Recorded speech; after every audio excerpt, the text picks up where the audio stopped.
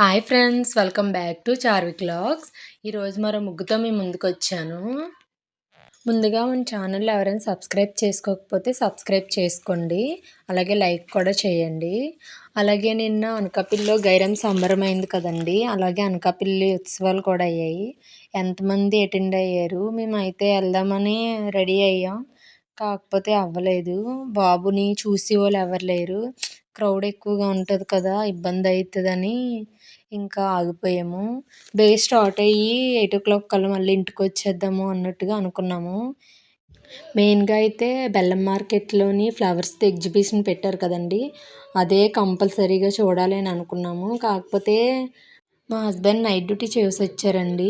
మళ్ళీ నైటే ఎళ్ళాలి. నైట్ డ్యూటీకి మళ్ళీ ఆ రోజు కూడా నైటే. నైట్ డ్యూటీ చేసొచ్చి మళ్ళీ నైట్‌కి ఎళ్ళాలి కదా! ఈవినింగ్ ఎళ్దాము అని అనుకున్నాము. బాబు వచ్చేలోపు ఫస్ట్ ఎళ్ళొచ్చేద్దాము. స్కూల్ నుంచి వచ్చేలోపు అనుకున్నాం. బాబు 3:30 అలా వస్తారు. ఆలోపు ఎళ్ళొచ్చేద్దాము. అంటే ఇంక ప్రోగ్రామ్స్ ఏమి చూడకపోయినా సరే అప్పటికి ఇంకా స్టార్ట్ అవ్వవు కదా! మాక్సిమం 7కి అలా స్టార్ట్ అయితాయి. ఇంక అంతవరకు ఉండలేము. 4 కల్లా మళ్ళీ రిటర్న్ అయిపోద్దాం. 2కి అలాగెళ్ళి ఫ్లవర్స్‌ది ఎగ్జిబిషన్ అది చూసొద్దాం అని అనుకున్నాం. కాకపోతే నైట్ డ్యూటీ చేసొచ్చి ఇంక లెగలేకపోయారు. దాంతో ఏంటంటే 3:30కే బాబు కూడా వచ్చేసాడు.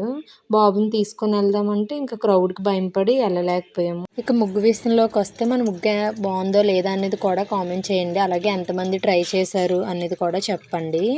ఇంకా మన ఛానల్‌లో చాలా ముగ్గులున్నాయండి. ఎవరైనా ఫస్ట్ టైం చూస్తున్నట్లయితే ఒకసారి మన ఛానల్‌ని చెక్ చేయండి. చెక్ చేసి మీకు గాని మన ముగ్గులు నచ్చినట్లయితే సబ్స్క్రైబ్ చేసుకోండి. ఇంకా మంచి మంచి ముగ్గులు కూడా పెడతాను మన ఛానల్‌లోని.